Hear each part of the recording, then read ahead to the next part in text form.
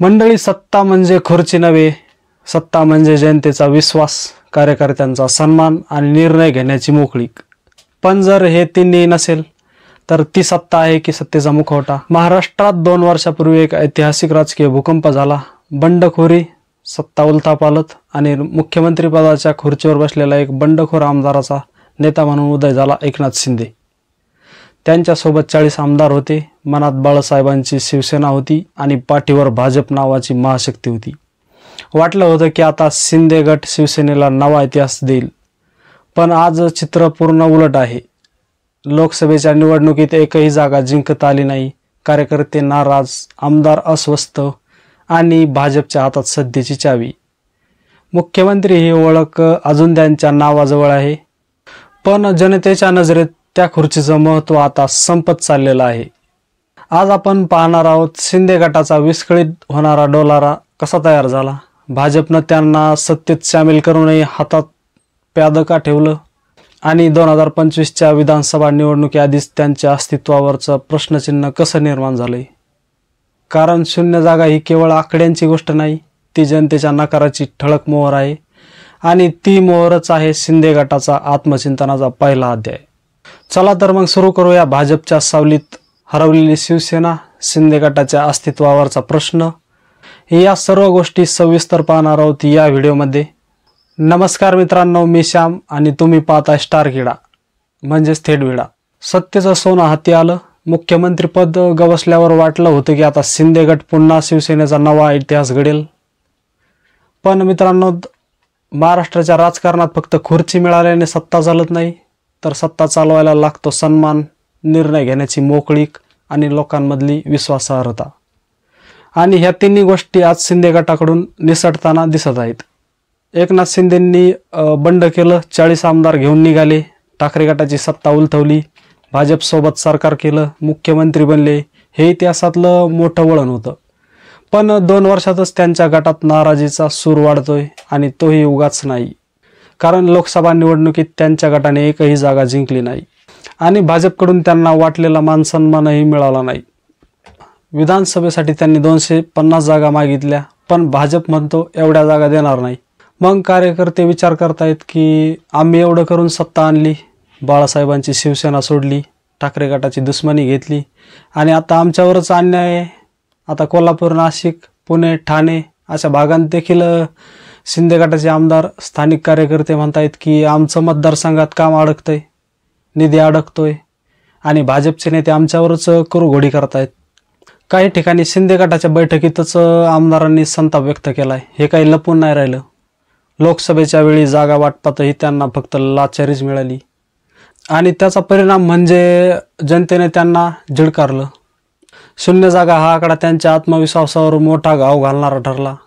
भाजप मात्र आपलं यश टिकवण्यात आणि शिंदे गटाला मर्यादित ठेवण्यात यशस्वी ठरतंय. कारण त्यांना माहिती आहे की सरकार चालवायला शिंदे गट गरजेचं आहे, पण राजकारणात त्याला पंख द्यायचे नाहीत. त्यामुळे युती आहे खरी, पण विश्वासाचा आधार नाही. सत्तेत अजूनही अपमान सहन करावा लागतोय, अशी भावना आता गटात पसरत चाललेली आहे. शिवसेना कार्यकर्ता तो आजही बाळासाहेब ठाकरेंच्या नावाने झोपतो आणि जागा होतो. त्याचं भाजपशी वैचारिक नातं नाही, त्याचं नातं आहे महाराष्ट्राभिमानाशी, भूमिपुत्रांच्या संघर्षाशी आणि तेच नातं शिंदे गटांकडे विस्कळीत झालंय. कारण भाजपकडून आदेश घेताना कार्यकर्त्यांचं मन दुखावलं जातंय, सभा ठरताना, निधी वाटप करताना, काही निर्णय घेताना हे सगळं दिल्लीवरून चालतं आणि हेच कार्यकर्त्यांच्या आत्मसन्मानावर ओरखडे उमटवतं. अनेक जुन्या शिवसैनिकांना वाटायला लागलं की आपण चुकीच्या वाटेवर आलो आहोत. कारण सत्ता असूनही कोणताही निर्णय आपल्या गटाच्या हिताचा घेतला जात नाही. राजकारणात हीच क्षणांची भ्रांत असते जी बंडखोरीला जन्म देते. आज शिंदे गटात जे घडतंय ते म्हणजे आतून जळत चाललेल्या वनवा, ज्याला फक्त एक ठिणगी पुरेशी आहे आणि ही ठिणगी कुठूनही पडू शकते. काही आमदारांनी तर खाजगी गप्पांमध्ये म्हटले की जर युतीने आमचं ऐकलं नाही तर आम्ही स्वतंत्र लढू, तर काहींनी थेट उद्धव ठाकरे यांच्याकडे परत जाण्याच्या विचाराला होकार दिलाय. थोडक्यात सत्ता असूनही ही टीम एक संघ नाही आणि हेच भाजपला हवं आहे. विभाजित ठेवा आणि वापरून घ्या. आज भाजपमध्ये सुद्धा असे नेते आहेत जे खास शिंदे गटाच्या जागांवर डोळा ठेवून बसलेत. मुंबई, ठाणे, नाशिक, पारंपरिक शिवसेना भागांमध्ये भाजपचे तिकीट मिळवण्यासाठी पद्धतशीर हालचाली केल्यात. तिकडचे भाजपचे स्थानिक नेते सुद्धा जाणीवपूर्वक शिंदे गटाच्या आमदारांना दुय्यम वागणूक देतात. याचा थेट परिणाम असा की मतदारसंघात शिवसेना कार्यकर्ता गोंधळलेला.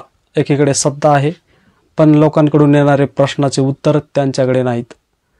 निधी का अडकला, रस्ता का थांबला, पाटबंधारे योजनेचं काम का बंद, आणि तो बिचारा काय सांगणार, कारण त्यालाही काही माहीत नसते. हेच चित्र आज गावागावांत शिंदे गटासाठी आत्मघातकी ठरतंय. कार्यकर्ता जर अपमानित केला असेल तर कोणासाठी लढेल, हा सर्वात मोठा प्रश्न आहे. दरम्यान ठाकरे गट मात्र नवे बळ मिळवतोय. लोकसभा निवडणुकीतले यश, राज ठाकरे यांच्या सोबतची चर्चा, सोशल मीडियावर चाललेला भावनिक मोर्चा, या सगळ्यांमुळे अनेक जुन्या शिवसैनिकांमध्ये पुन्हा एकदा मातोश्री हे शब्द आदराने घुमायला लागलाय. या सगळ्यांत जर शिंदे गटातील नाराज आमदार, स्थानिक नेते आणि कार्यकर्ते मनातूनच महाविकास आघाडीकडे झुकू लागले तर अजून एक मोठं राजकीय वळण पाहायला मिळेल. एकनाथ शिंदे यांचं नेतृत्व, ते आजही मुख्यमंत्रीपदावर आहेत, पण त्यांच्या मागे उभा असलेला गट हळूहळू विस्कळीत होतोय. हे ते ओळखतायत का, की अजूनही नरेंद्र मोदींची पाठीवर थाप मिळेल या भ्रमात आहेत?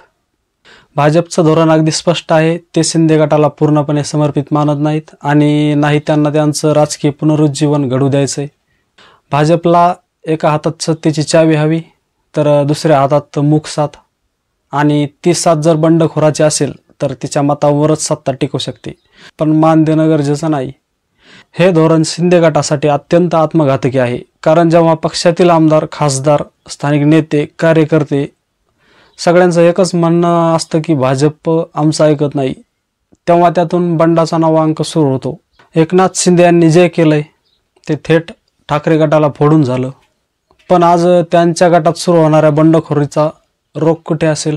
त्या बंडखोरीतून जर 5-10 आमदार बाहेर पडले तरी सरकारचा आकडा हलतो. याची जाणीव भाजपलाही आहे, म्हणून ते फारसं बोलत नाहीत, पण रणनीतीने आघाडीचं नेतृत्व स्वतःच्या हातात ठेवून बाकी पक्षांना मर्यादित ठेवतात. शिंदे गटातल्या काही नेत्यांनी आता उघडपणे म्हटलेलं आहे, भाजपने फक्त वापरलं, आम्ही सत्तेसाठी संघर्ष केला, पण आमचं वलय संपलं. हे विधान स्वतःमध्ये एक चेतावणी आहे. कारण राजकारणात जेव्हा आपल्या गटातील लोक विरोधकांची भाषा बोलायला लागतात तेव्हा नेतृत्वाचा पाया हादरतो.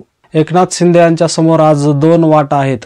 एक, भाजपच्या पुढाऱ्यांशी स्पष्ट बोलणी करून आमच्या कार्यकर्त्यांना आणि आमदारांना योग्य वाटा द्या, किंवा दुसरं, पक्षाला स्वतंत्र ओळख देऊन निवडणूक स्वतंत्र लढण्याचा निर्धार करा.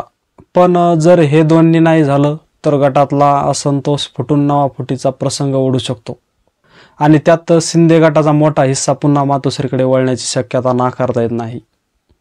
आज महाराष्ट्रात जनतेलाही प्रश्न पडतोय, शिवसेना नक्की कोणाची, आणि शिवसेना म्हणजे भाजपची शाखा झाली आहे का? याचं उत्तर देणं कठीण जातंय. कारण नाव शिवसेनेचं, झेंडा भगवा, पण निर्णयाचे सूत्र मात्र निघतात दिल्लीतून, आणि यामुळेच शिंदे गटाच्या राजकारणातली विश्वासार्हता ढासळते. मुख्यमंत्री असून जर आपल्याला स्वतःच्या आदरानं ऐकून निर्णय घेता येत नसेल तर ती सत्ता नव्हे, ती सत्ता म्हणजे जपलेली भाड्याची खुर्ची, आणि महाराष्ट्राचा मतदार आता या खुर्चीवर थुंकायला तयार आहे. कारण त्याला सत्ता पाहिजे, पण ती सन्मानाने चालणारी. म्हणून हे स्पष्ट आहे, जर शिंदे गट याच पद्धतीने भाजपच्या तालावर नाचत राहिला तर 2025च्या शेवटी त्याचा अंत जवळ येणार, आणि तो अंत त्यांच्या स्वतःच्या कार्यकर्त्यांमधूनच सुरू होईल. तर मंडळी, एकनाथ शिंदे यांनी एकेकाळी बंड करून शिवसेनेचा मोठा फाटा फोडला, पण आज त्यांच्याच गटातली माणसं म्हणायला लागलीत, आम्ही कोणासाठी लढतोय? सत्ता मिळाली खरी, पण तिची चावी दुसऱ्याच्या खिशात गेली. मुख्यमंत्री असूनही निर्णय दिल्ली ठरवते, आमदारांचे फोन भाजपकडे लागतात, निधी अडकतो, कार्यकर्ता वैतागतो, आणि हे सगळं सहन करत एक गट हळूहळू गळून पडतो. कारण जनतेच्या डोळ्यात सत्ता टिकवण्यासाठी फक्त खुर्ची पुरत नाही, लागतो विश्वास, आणि तोच आता शिंदे गट गमावत चाललाय. 2025 निवडणूक दारात आहे. जर शिंदे गटाने वेळेत दिशा ठरवली नाही तर ही कथा संपण्यास वेळ लागणार नाही, आणि हा शेवट कुठल्याही विरोधकांमुळे नाही तर स्वतःच्या कार्यकर्त्यांच्या मनात उसळलेल्या प्रश्नांमुळे होणार. राजकारणात सत्तेच्या खुर्चीला काहीच अर्थ नाही जर ती लोकांच्या मनात बसत नसेल, आणि शिंदे गट आज तीच खुर्ची भाड्याने चालवते की काय, हा प्रश्न महाराष्ट्र विचारू लागलाय. पुढचा अंक सुरू व्हायच्या आत निर्णय घ्या शिंदे साहेब, कारण वेळ थांबत नाही. ती फक्त संधी देते आणि नंतर हिसकावूनही घेते. तर मंडळी, यावर तुमचं मत काय आहे हे कमेंटमध्ये नक्की कळवा. आणि व्हिडिओमध्ये जर नवीन असाल तर व्हिडिओला लाईक करा, कमेंट करा आणि चॅनलला सबस्क्राईब करायला विसरू नका. भेटूयात पुढच्या व्हिडिओमध्ये. तोपर्यंत जय हिंद, जय महाराष्ट्र.